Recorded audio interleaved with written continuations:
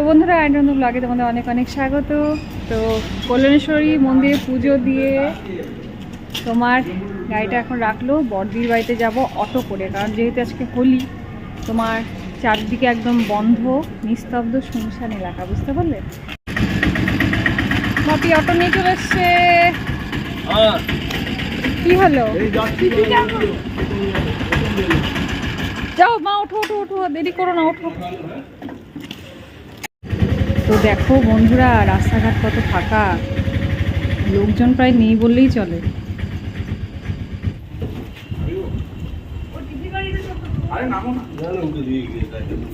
চলো চলো চলো, চলে এসছি বড়দির বাড়িতে। কি হলো, নামতে পারছো না? আস্তে আস্তে নামো, আস্তে আস্তে। যা আলু খাই চলে গেল, চলে গেল আলুটা, চলে গেল আলুটা। ফোন কর ফোন কর। চলো চলো চলো, দাও দাও দাও দাও, চলো চলো বড়দি, চলো। বাবু একটা পায়ে পড়েছি, সুন্দর বড়দি রান্নাঘরটা খালি দেখো, বাবা কিভাবে সাজিয়েছে। তো আমি যখন এসেছিলাম না, তখন বড়দির রান্নাঘরটা তৈরি হচ্ছিল, যা সুন্দর গন্ধ সে দেখছো তো বন্ধুরা। আবার সে খাওয়ার দিকে আমার মন চলে যাচ্ছে। দারুণ দারুণ দারুণ। আবার এখানে দেখো কি করছে, দই বড়া, দই বড়া বানাচ্ছে। কি অবস্থা, কোনটা খাবো কোনটা খাবো না। হ্যাঁ বুঝতে পারছি, দই বড়া এখন তোমার প্রসেসিং এ চলছে। চলো বাবারে, বড়দির ঘরে চলে এসেছি। নিয়ে এসছে কোনটা? আরে ওরে তোমার ভাই নিচে, গরমের সময় না বড়বাবু খায়। আহা হা হা, বড়দির ঘরে দারুণ লাগে। বড়দির এই রান্নাঘরটা শোরুম হয়ে গেছে, বুঝতে পারলে তো।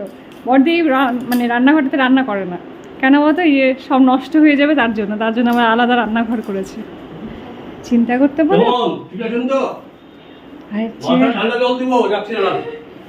এখানে আছে বড়দির শাশুড়ি মা, বড়দির আরেক মা, মাসিমা, আমাদের মাসিমা।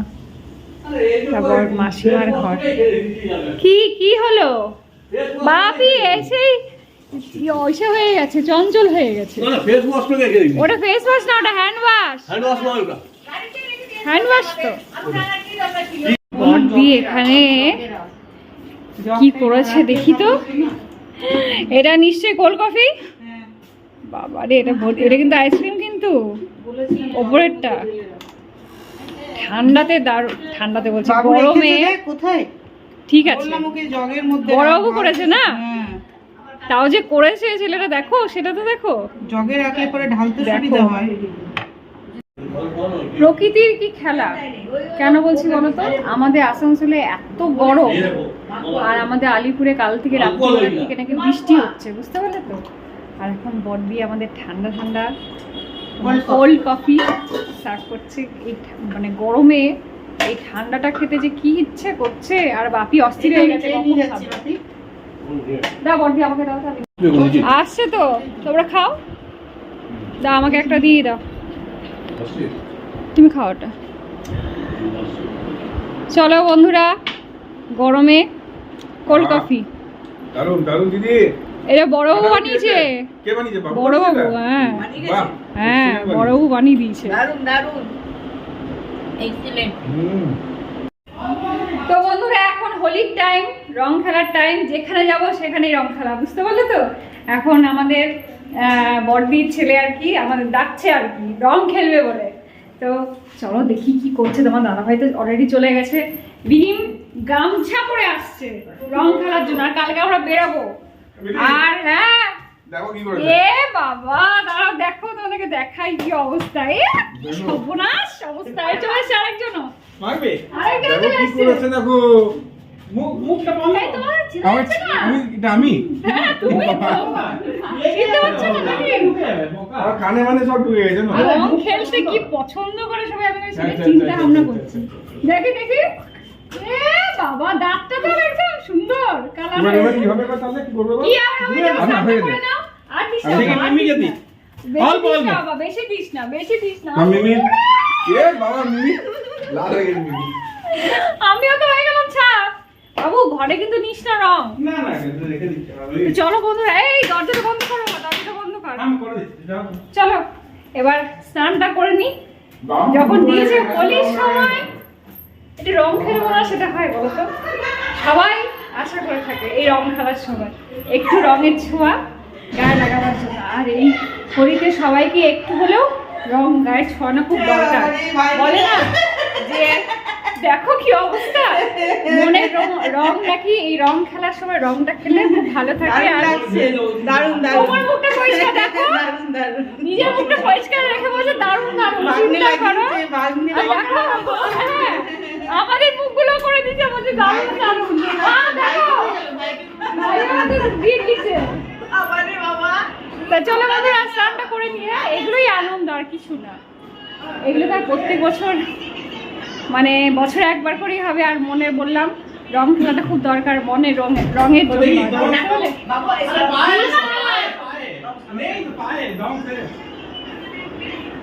ঠিক আছে, তো বড়দি এখন খাওয়ার অ্যারেঞ্জমেন্ট করছে, বুঝতে পারলে তো? তা আমরা বললাম নিচে বসেই খাবো, বড়দির এখানে টেবিল চেয়ারে বসতে ভালো লাগে না, সব এক এক করে আসছে খাওয়ারের জন্য। নিচে বসে খেতে যা আরাম, আমার মনে হয় টেবিল চেয়ারের থেকে অনেক ভালো। শরীর বলছে ভারী হয়ে গেছে, চিন্তা করো। আরেকজন ওখান থেকে নামছে ওপর থেকে, আরেকজন খালি খেয়েই যাচ্ছে, এত খাবার খাচ্ছে। পোস্ত দিও না বর্দি, পোস্ত থেকে আমি দূরে থাকি।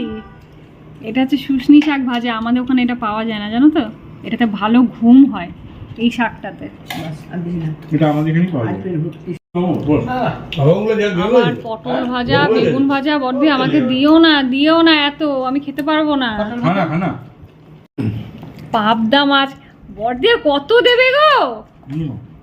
আমি তো খেতে খেতে সত্যি মানে মোটা তো হয়ে গেলাম, অর্ধেক 10 কিলো ওজন বেড়ে গেছে আমার। বাবা রে, মটনটা দারুণ। খাসির মাংস, খাসির মাংস রে। তো দেখে অর্ধেকটা পেটটা ভরে গেল আমার, আর খাবো। বড়দির ঘরে এত খাওয়া হয়ে গেছে, এবার যে যেখানে পারবো উল্টে যাবো, বুঝতে পারলে তো? কারণ প্রচুর ঘুম পেয়ে গেছে আজকে ঘুমাতেই হবে।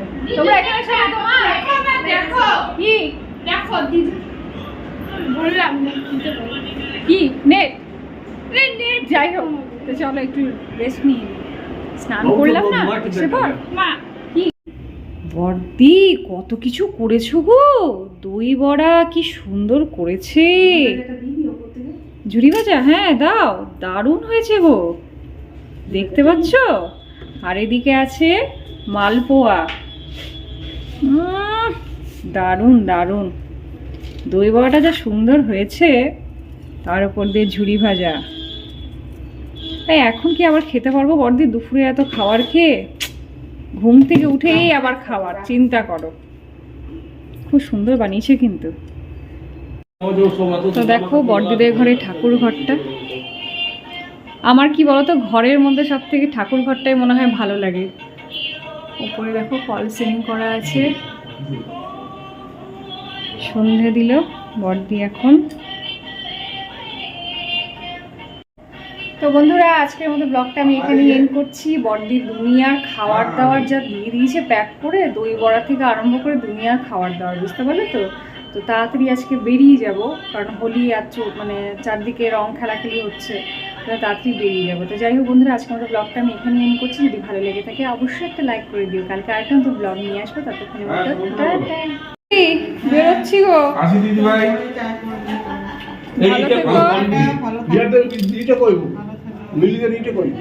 ভালো থেকো।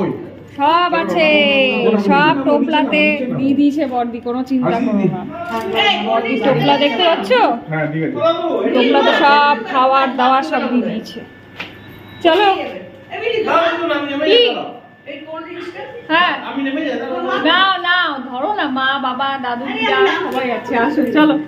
বর্দি টাটা।